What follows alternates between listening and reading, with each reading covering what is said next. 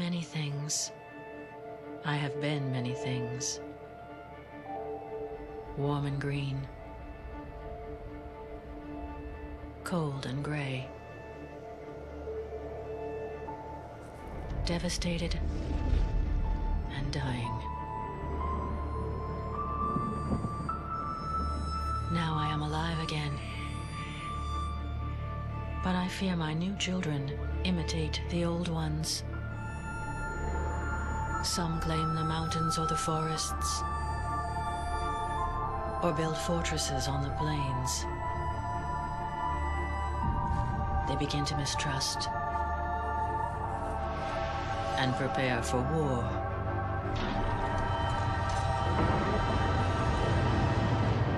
Still, I love them as only a mother can, and now I fear for them.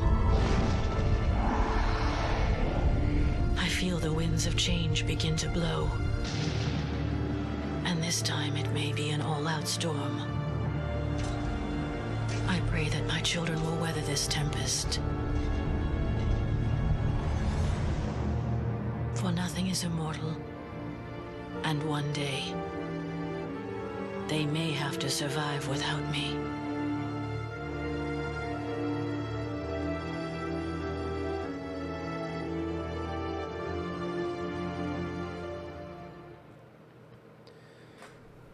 Alright, welcome to a Let's Play of Endless Legend with the Tempest expansion. So I've been, well, yeah, I've been wanting to play this since they announced a new expansion.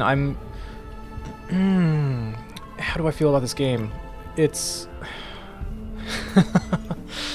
Endless Legend has so much good stuff about it, and yet, yeah, let me just go ahead and say right now what I'm doing. We're looking at battle pace, and this is something that I'm going to adjust from the very beginning, and it might look like this is since I'm in the new game menu, this might look like I'm changing the, like research speed or something like that, but I'm not. This is actually a really weird place for a setting that affects animations in battle, and thank you to Daz Tactic for making this apparent. And very weird place to find this. You cannot change this like through the options or in the course of the game. You have to do this from the beginning for some reason that makes no sense. And here's where we're getting to kind of some of my issues with the game. For example, this is another big one. There's little points in this game that are polish points that irritate me, and one of those is that you have like these different factions, right? We have over 8 of them, right? And yet, random means they're literally random, which means you can get duplicate factions. You can't set it to be like, random unique, which is I made a comment about that in the Steam forums, maybe a little bit snarkily, but this is a feature that's been requested from the very beginning of the game, and now we're on like the 5th expansion already, and they haven't implemented this feature, and there's just a few little places in the game where you'll have these rough edges that are quite annoying to me. And so for that reason, I'm going to be selecting the actual factions we'll be playing against, just because I want us to have I don't want any duplicate nations. I'd like them to be random, but since there's no way to make them random without guaranteeing there's no duplicates, then I'm just gonna have to do it myself, and that means I'm gonna leave out a few certain ones. Normally this is what I would play. I usually leave out the cultists and the Draken, because I don't like Draken. I don't like dragon factions generally anyway. And the cultists I actually like. I like playing them, but I'm gonna leave them out of the game because they only have the one city, and yeah, I feel like the others are going to be more interesting. Necrophages. Yeah, this is how I normally would do it. The Alai and then the Forgotten. However, this doesn't allow us to have the ocean people, the Morgar. So I am going to put in the Morgar in place of the Necrophages.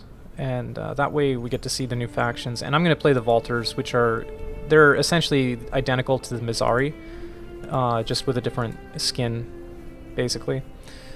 So, there we go.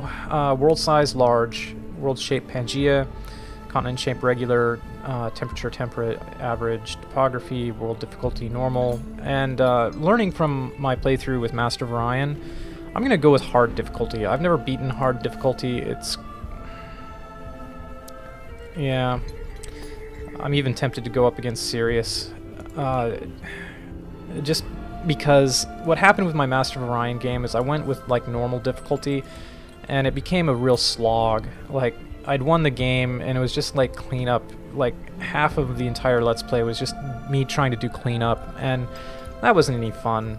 And I would rather play a game where I will lose if it's never tedious. And the other thing I'm going to do with this series, I'll say off the bat as well, is that if it does get tedious, with Master of Orion, I wanted to finish the series just because, you know, I've already played a full game of Endless Legend, and I hadn't played a full game of Master of Orion, not really, since its official release. But if this series turns into a slog, I'll probably just discontinue it. And besides, Daz Tactics covering it on his channel, so there's a lot of people covering Endless Legend. I'm not sure how popular or how much interest anybody's going to have on watching this particular series of mine, but it's a game I want to play, so I'm going to record it and just on it.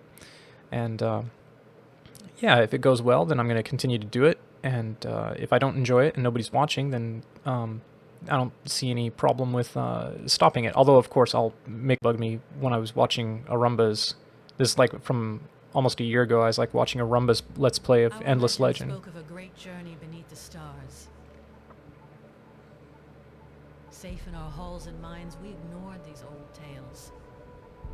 But then the great quake cracked our halls open, revealing ancient secrets and relics.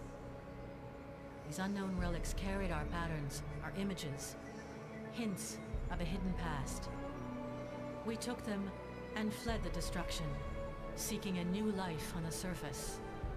Now the legends and relics of our past show the way to our future.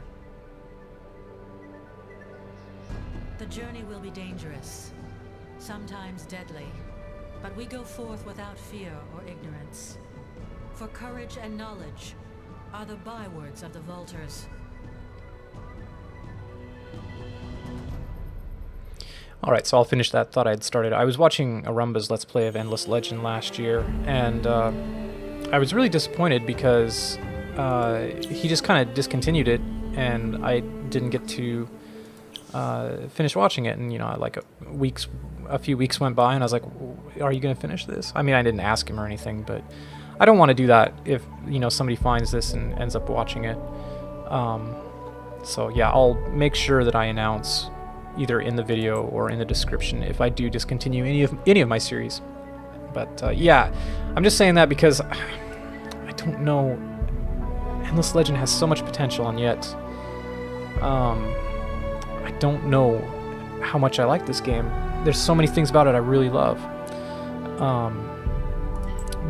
And I'm not the only one in this category either. I've talked to a lot of my friends too who are like, yeah, Endless Legend is so beautiful and cool, and yet there's just, I don't know why I don't play it more often. It's that kind of thing. First, we're going to settle our city. I'm not good at this game by any stretch of the imagination. I've only ever beaten it once, and that was playing the cultists. No, hang on a sec. What have I done? Okay, what I want to do is I want to find out where to settle my first city, and to do that, I'm going to explore... Ooh, found the silicoids. The silics. Sorry. They're in the next province over. I'm going to look around and see what this first province that I'm in, what it has for, like, resources. So this is interesting here. A salt desert next to the oasis. Like, this would be a tempting little area over here. It's just really close to the map edge, is all. Yeah. We've got glass steel in our initial province. That's really nice to see. Well, looks like we're already right next to another player, too. That's a pity. But, yeah, this game, I enjoy it. I enjoy parts of it a lot, and then there's other parts that Sometimes they drive me. It drives me batty. Mineral rich. That's not that important of a resource. Let's go down here. All right. Well, I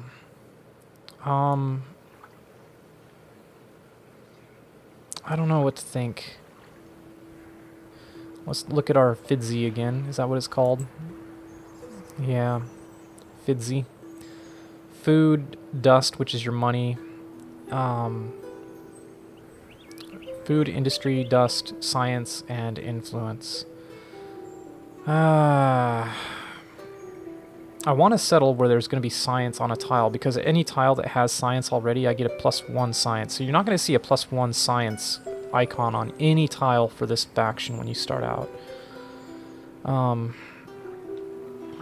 The other thing I can do is I can go over here and select my settler and press the colonization thing and start looking around and look at the potential tile outputs. Like, this is a great tile here. Not great in terms of science. I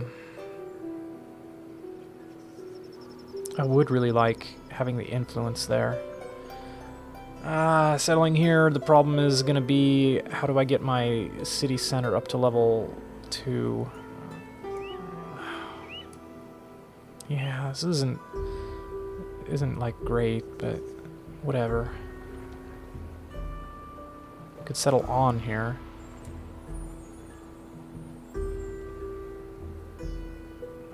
Please tell me, thank you.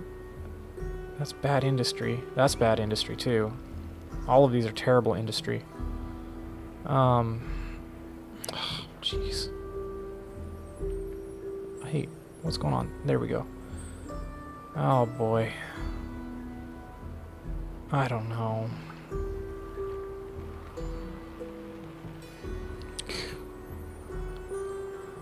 Terrible.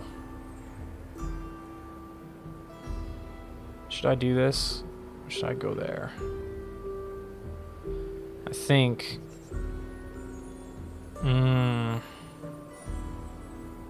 yeah. 11-4, yeah. 13T, 6-7. It's terrible. It's not terrible, it's just... It's not just so, and I want it to be just so. I wonder if I can cheat and find out... Yeah, see, there's that...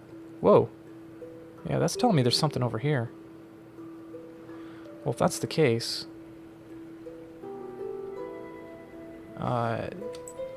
if that's the case, let's grab my hero. Let's separate my hero out. Aha! Earth Spine. Maybe I should consider coming down here.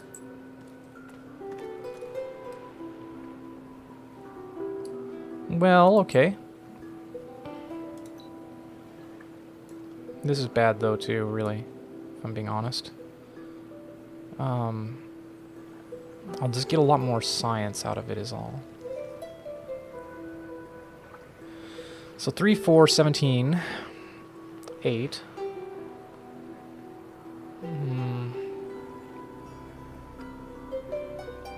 And if I build a burrow on there, I won't have to build the extractor. Though that's not exactly a winning...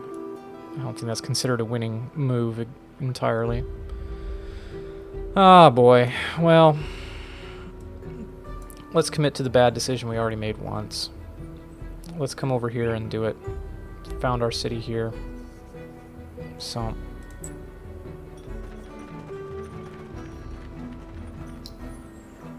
there we go. That took forever. Sorry. Founding the first city, I spent a lot of time on more... I'm just not good enough to be able to recognize instantly the right decision to make. But anyway, we're going to start out with the Founders Memorial. It's a very good building.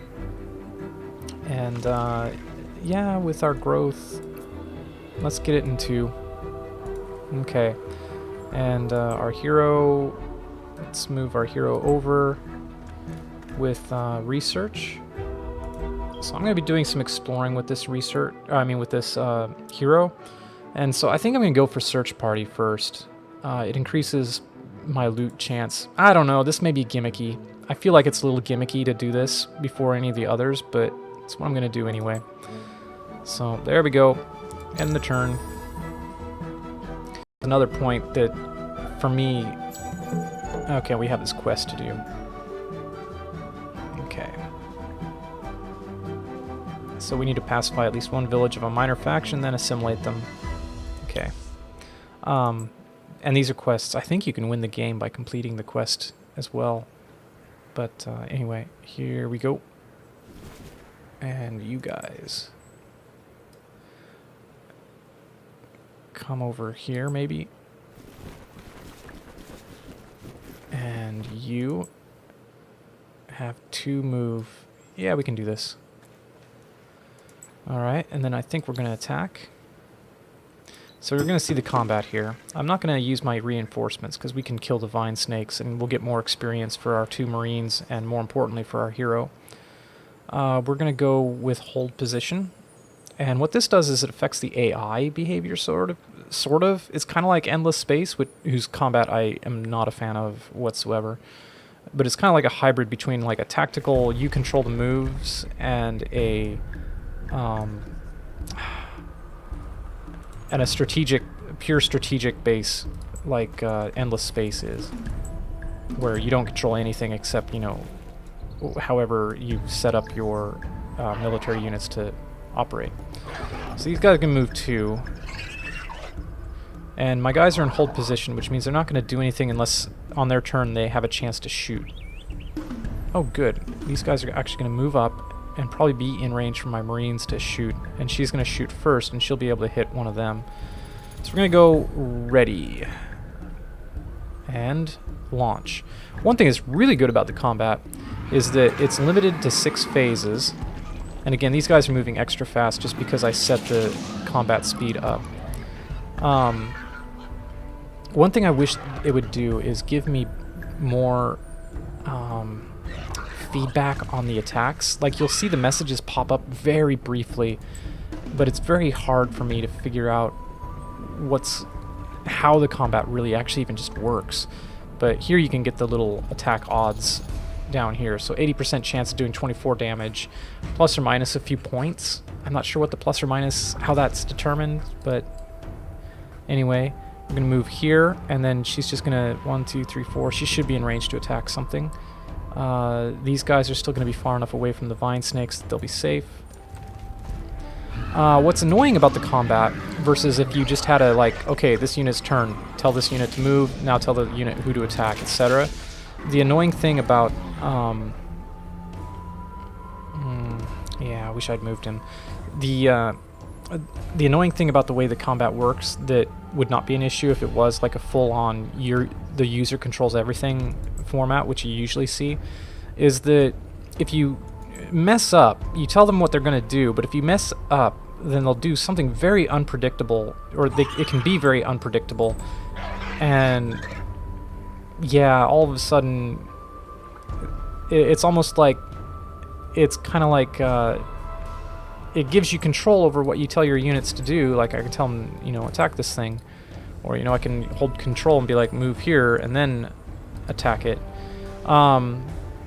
So it's almost exactly like doing it the way, like, say, a game like Eodor does, where you just tell your units to move, or you just move your units, you know, one at a time. But if you mess up or don't predict accurately what's supposed to happen, then you'll end up with weird results, like move there and then attack. And it's kind of like it's getting the worst of both worlds, is how it feels to me. You know, it's like you have the fiddly, you know, need to control your units one by one, but also you get the annoying, you know, like, oh, I didn't realize that's what you were going to do element of, like, strategic-based combat like you have in Endless Space or in Dominions 4. So, yeah, for me, the combat system, I like it in that it's interesting, it's different. Like, that's the thing that's really great about this game, is how different it is from other games. But On the other hand, I also feel like it kind of got the worst of both aspects of those two approaches to combat. But that's just my opinion. I mean, it's hardly like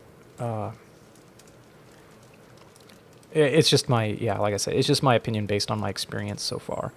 And with skill, perhaps it'll come that ooh, coastal battery. With more skill, perhaps it'll come that I'll change my mind on it. But anyway, let's see. Our population grew. Good.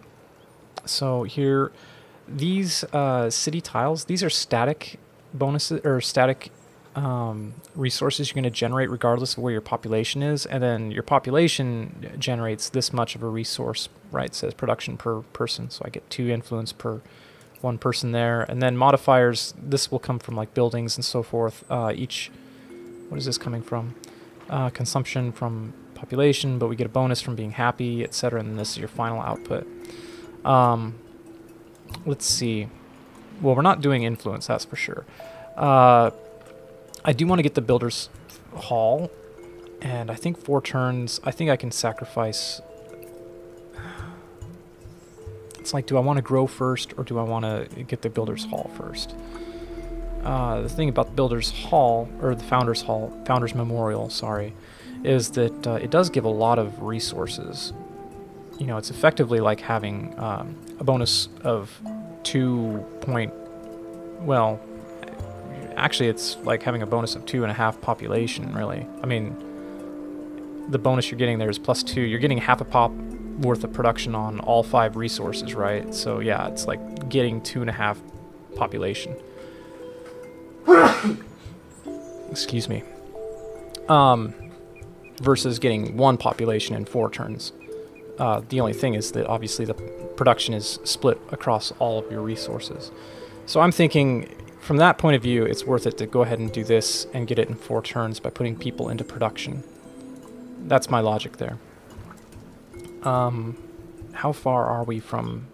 I would kind of like to get this first before we go into exploring our ruins. So, yeah, let's go ahead and do that. Let's wait. And, I don't know, let's go over here. We can move over here. Check out... Okay, we can't go anywhere there. But beginning of next turn, we'll have our bonus to site searching, and then we can site search for 0 movement, and then move along. One other really great thing about this game is these don't act like the goody huts in Civ. Everybody... let's see, let's choose our next research. Typically I like to go for Mill Foundry. It's not like in Civ where like once you explore this, it's gone. Everybody gets to go explore these. So even though I'm going to pop it and I'm not going to be able to explore it again, other nations will be able to come in here and still explore it. I really like that element. There's so much good stuff about this game. Like, don't let my... I know I'm always negative, but don't let my negativity like be too distracting. I do think there's a lot of really great... See, this is why I got that bonus, is so that I would not get a nothing result. But anyway, a nothing it was. Do I want to head down here? Since we're here, let's just head up. And we can go fight the Silix as well. That'll be an easy fight for us. Can we get to him? We can. We can move here. Oh, and you may have noticed the combat map. That's another one that, like, it's a brilliant idea, but in effect, I don't think it's that great. Is that the map, you can see, is based on where you are on the actual map, and then this creates the tactical map. You know, that's a really cool idea. It's just that the problem is, depending on how this map gets laid out, and I chose Pangaea to try to keep the kind of extreme land formations from being as prevalent, but you can get really weird land formations that are going to just cheese the AI, or will just put you in an untenable situation. Fortunately, you can, if you an untenable situation, you should be able to see right off the bat that, hey, this is going to like totally mess me up. Like, all my start positions are, you know, over here, and I'm going to be on low ground, or my reinforcements banners are going to be blocked by terrain, so I'm not going to have any, or I'm only going to be able to deploy such and such amount of people, or whatever. But I like that, you know, where you are on the map determines how the map works, but sometimes it just doesn't, just doesn't quite work sometimes, and I wish, I mean, the only thing you could do is, like, change the logic that creates the world map so that that wouldn't happen. Anyway, let's go ahead and fight. No, we don't, and I'm ignoring this because I know that we can take on these silicoids, or these, silics without a problem. So here we are. Yeah, I don't think I want us over here.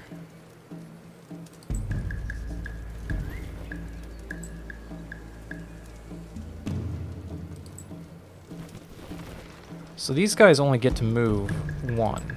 Now, being on the lower ground, shooting at them isn't the greatest thing. But yeah, let's take a look here. Speed 1. So we're just going to kite these guys. These are the best guys to fight with these kinds of ranged units. Just, yeah. We'll go ahead and target. They're going to move up 1, we're going to move back 1, shoot at them. They're going to move forward 1, we're going to move back 1, shoot them, etc., etc. So there we go. Only did 1 damage, but we'll eventually hit them. See? Fun stuff. Alright, you guys move back and shoot at that one. I'm telling them to shoot at that one specifically because I'm afraid that they'll not. That they'll just be like, that if I only tell them to move, and I don't do the move and then control, that they'll be like, oh, I'll shoot at this one, or I don't know. It's just, like I said, the AI can do some unpredictable things based on the orders you give it, and so I'm just trying to mitigate that as much as possible. Alright, you're the only one that needs to move back. And then, like, here's another bug that I wish they kind of would have fixed already. Like, the arrows don't update like they should. So yeah, there's just a few little quality control things with the game as well. Like I was talking about with, like, there's no random unique, and that's a feature that was asked for, like, when the game was first released. You know, like, that's not that hard to implement, you know. I know how to implement it myself. You create an array and then shuffle the array and then populate the factions based on, you know, whatever order you had in the array. It's not hard coding. Alright, anyway.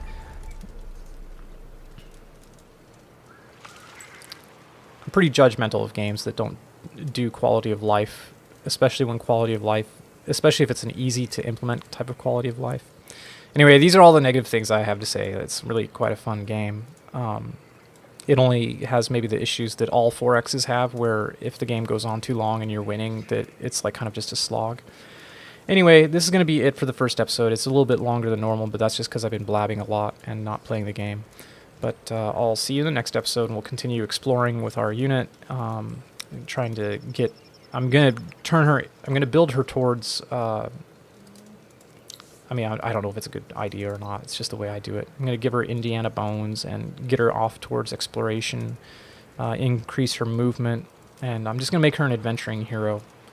So, and then we'll see what I do with my research. But that's it. Talk to you next episode. Until then, bye-bye.